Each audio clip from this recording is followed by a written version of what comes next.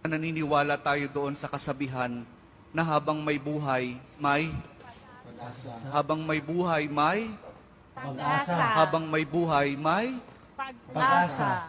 pagsubok. Dahil tayo katiwala ng Diyos, binibigyan din niya tayo ng iba't ibang klase ng pagsubok.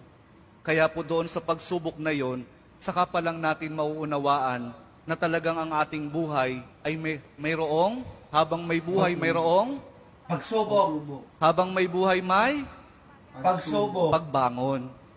Huwag niyong hayaan na kapag meron kayong pinagdaraan ng pagsubok, ay hindi kayo babangon. Kailangan meron tayong pagsumikap na pagtsatsagaan natin yung ating mga pagsubok na pinagdaraanan. At kapag merong pagsubok at merong pagbangon, saka pa lang natin mauunawaan na talagang ang ating buhay, na habang may buhay, may Pagbangon. habang may buhay, may Pagbangon. pag-ibig. Ang pag-ibig na nagmumula kay Jesus lamang sa ating mahal na poong Jesus Nazareno.